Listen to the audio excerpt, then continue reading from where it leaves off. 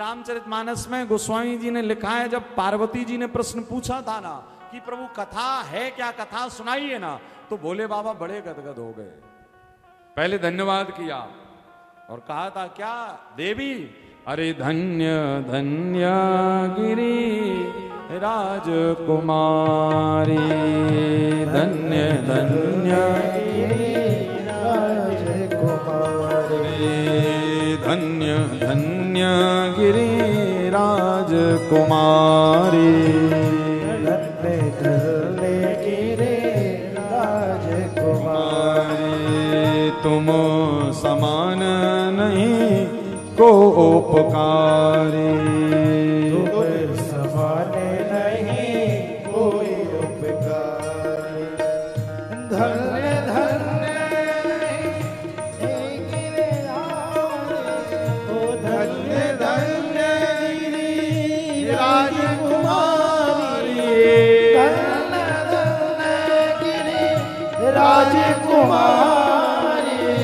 धन्य धन्य गिरी राजकुमारी,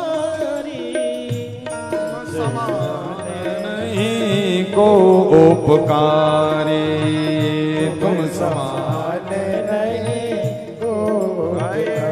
सीताराम राम राम सीताराम राम राम, सीताराम राम राम सीताराम राम, सीताराम राम राम सीताराम राम राम, सीताराम राम राम सीताराम राम राम, सीताराम राम राम सीताराम राम, सीताराम राम राम सीताराम।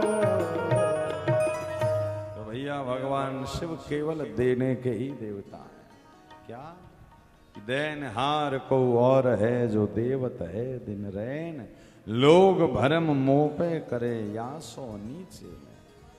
इसी कारण जब जब बाबा से कुछ मांगना हो तो जरूर आप महादेव के दर पर जाकर बाबा का रुद्राभिषेक करने के बाद में लिखा हुआ है कि शिव मंदिर में जाकर कम से कम 5 मिनट बैठना चाहिए। और एक और बात, जब देवादिदेव महादेव से हम आरोग्य मांगते हैं, सुख मांगते हैं, देखिए पूजन में भी महादेव को एक वस्तु बहुत प्रिय है, जल तो है ही किंतु एक वस्तु बहुत प्रिय है। ये आप भी प्रैक्टिकल करिए, देखिए जितने भी शिव पूजन के साधन हैं सब प्रैक्टिकल तर्कों पर भी बड़े सत्य हैं। आप करेंगे तो आपको पता लगेगा। जब आप रुद्राभिषेक करते हैं तो आप जैसे श्रृंगी पकड़कर कर रहे हैं तो वो बाबा का दूर का अभिषेक।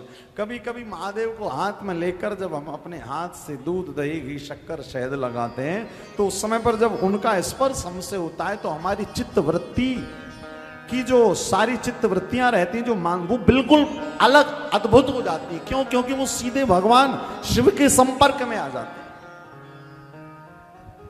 तो लिखा हुआ है कि जब आप महादेव का पूजन करें तो विशेषता जब उनसे कोई कामना करे तो ये उपाय जरूर करें।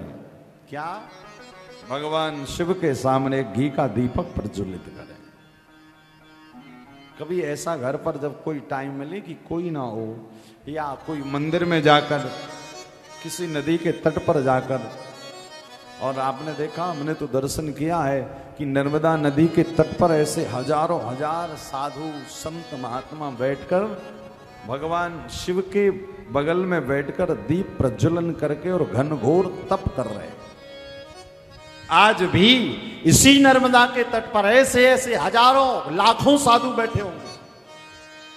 कहते हैं कई कई साधु संतों का शरीर तो हमें दिखाई भी नहीं देता क्योंकि हमारे उतने पुण्य भी नहीं है। जितना उनका भजन हो गया है उतने हमारे पुण्य नहीं है कि हम इन संसारी नेत्रों से उन्हें देख पाए। तो कभी जब मन करे, वैसे तो देखो हम लोग नर्मदा जी के तट पर बैठकर सुन रहे हैं। क्या बड़े भाग्यशाली कृपाशाली हैं जबलपुर वाले कि भैया कल कल निनाद करती हुई मां नर्मदा के तट पर बैठ रहे हैं। भगवान शिव का चित्त देखिए कितना उदार है। पाप करने वाले देवराज को भी भगवान ने कहां पर बुला लिया? शिवलोक बना लिया। लिखा है यहां पर कि शिवलोकात् समागत्या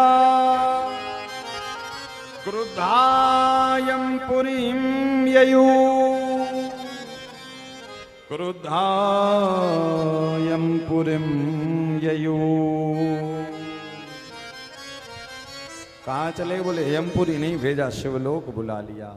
शौनकादि 88,000 ऋषि जो कथा सुन रहे थे, कह रहे सूत जी महाराज से, कह रहे वाह प्रभु भगवान शिव तो कितने दिलदार है। भाई देखो, कन्हैया का जब सेवा पूजन करो, राघव जी का करो ना, तो ये राम जी देखते तुम्हारे कितने करोड़ मंत्र जाप हुए, उसके हिसाब से फल मिलेगा। कन्हैया देखते हैं कि तुमने मेरी सेवा कितनी बढ़िया करी। किंतु भोले बाबा की कोई सेवा नहीं। बाबा की सबसे बड़ी सेवा एक लोटा जल चढ़ा दो, बस एक लोटा जल चढ़ा दो, बेलपत्री चढ़ा दो, धतूरा चढ़ा दो, आक चढ़ा दो, त्रिपुंड का तिलक लगा दो और महाराज हो गई पूजा। और कह दो हर हर महादेव। बस ये किया। इतने सरल देवता है। एक बार पार्वती जी ने कहा प्रभु आप इतने सरल क्यों हैं? कहा देवी सरलता में जो आनंद है ना, वो बहुत ज्यादा कठिन बनने में नहीं। कितनी सरल। बोले बताओ मंदिर ना भी बने ना तो बैठे रहते हैं। वो तो कई लोग कहते महाराज अभी हम लोग कथा किए मैहर के पास, तो वहां पर एक शिवलिंग था, हमने देखा धूप में रखा था। तो किसी ने कहा बोले महाराज शंकर जी को भी धूप लगती होगी, तो उन्होंने तिपाई, बैसाख में रखते ना, तिपाई के ऊपर एक कलश और फिर उससे बूंद गिरती। तो हमने कहा ये, बोले महाराज पुण्य मिलेगा हमें। हमने कहा अच्छा अपने लिए कर रहे हो? हाँ। बोले हमें भी मिलेगा और जरा शंकर जी को भी गर्मी लगेगी तो जल मिल जाएगा। तो हमने कहा खुद के? बोले हाँ खुद के लिए तो ज्यादा कर रहे हैं। तो हमने कहा जल भी? बोले वो भी खुद ही के लिए चढ़ाते हैं कि चढ़ाएंगे तो जरा कुछ रुपया पैसा मिल जाएगा। हमने कहा हाँ क्यों? हमने कहा क्योंकि उनकी जटाओं में तो ऑलरेडी गंगा मैया बह रही। भाई जल भी यदि हम चढ़ा रहे हैं तो अपने फायदे के लिए नहीं चढ़ा रहे। उनके ऊपर जो तिपाई लगाकर जो कलश रख रहे हैं वो भी किसके लिए? खुद के लिए।